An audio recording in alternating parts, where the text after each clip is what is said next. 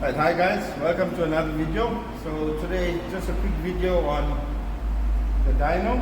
So we're doing a little bit of calibration and we're going to be comparing it today to see how accurate the dyno is reading in terms of the power and kilowatts that it pushes out, or the readings that it gives out. So how we generally do this is we use a stock car, an unmodified car, or OEM manufacturer's car that hasn't been modified whatsoever. So we take the manufacturer's reading, whatever it is, depending on whatever the engine pushes out, and then we compare it to, we give the car a run on the dyno.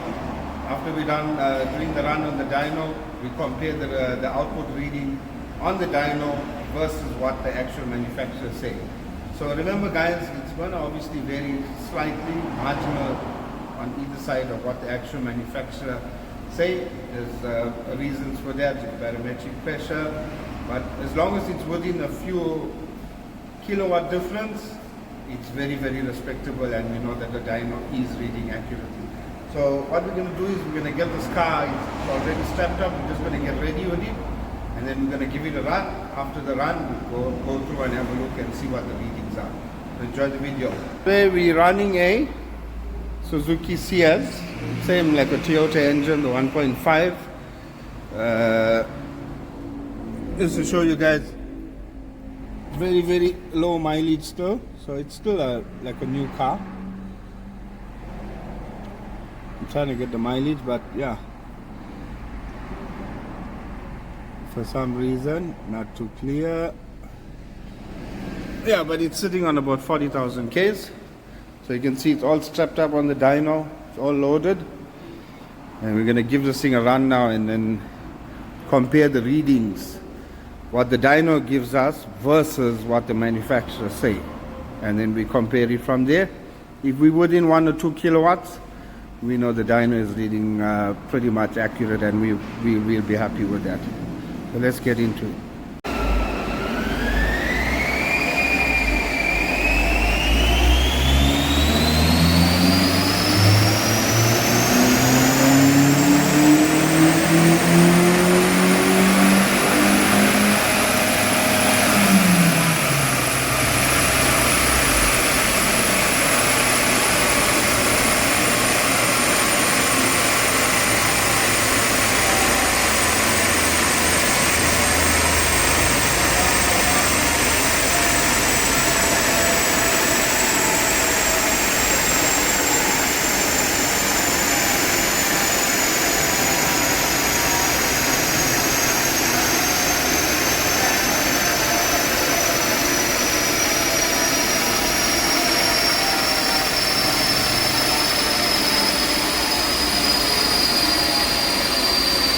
Waiting for the dyno to finish calculating the numbers for us. We're going to read it shortly.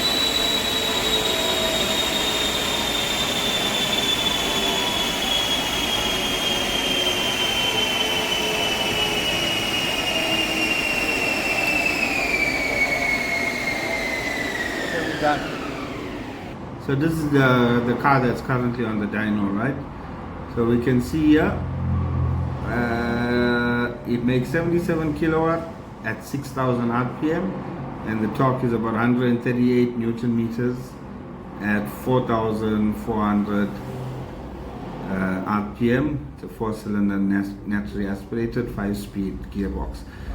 Alright, so we're gonna go and look at the results, and then yeah, we're gonna basically analyze it compared to what the manufacturer spec is and go from there. We're done with the analysis. So I think on the previous slide we put up exactly what the manufacturer spec is on this car. I think it makes 77 kilowatt at 6,000 RPM, and it was 138 Newton meters at, if I'm not mistaken, 4,400 RPM.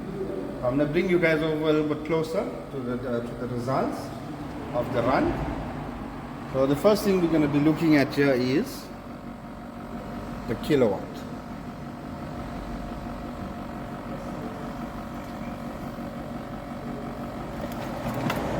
Right, so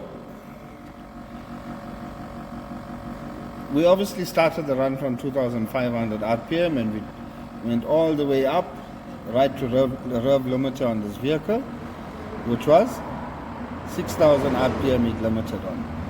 At 6,000 RPM, if we look at the graph, that way it's peaked and where it limited, the vehicle made exactly 77 kilowatt.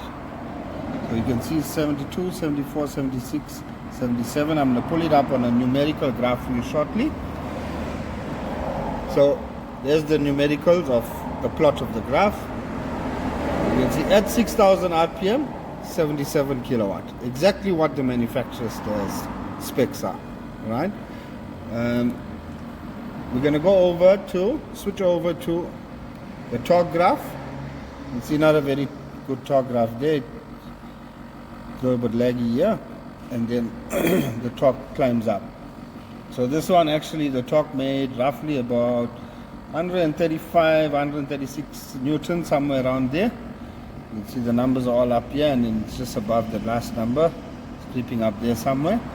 And the torque actually made peak torque around 4,600 RPM. So as you can see, guys, the kilowatt, what the manufacturer states on this car versus what the actuals of the dyno reading, we're pretty much happy with that. The dyno is reading spot on. It's actually, we expected a little bit 1 or 2 kilowatts variance, but it was actually exactly what was expected. So yeah, dyno is calibrated. It's reading 100% happy. We do this checks every now and again to make sure we are not getting inconsistent readings of the dyno on different cars. But yeah, we're pretty much happy with that. And hey guys, that brings us to the conclusion of our video. We came a little bit in quite a background here. As you guys would have seen on the video, so what we have done there to recap, we basically took a stock standard Suzuki Ciaz. It's a 1.5 motor. We ran it on the dyno, and the results of the dyno, we used that results to compare it with the manufacturer's specifications on that specific engine. The reason we've done that is to compare the dyno readings, the actuals, versus what the manufacturer states, in order for us to, gauge whether the dyno is reading accurately. So you've seen the results. I think the kilowatt was exactly the same, 77 kilowatt, and I think it made 136 Newton meters. So the dyno is pretty much reading dead on, and yeah, we're very happy with that. We do these tests every now and again to make sure that we're not getting inconsistent or incorrect readings of the dyno. So I hope you guys enjoyed the video. Take care. We'll see you guys on the next one really soon.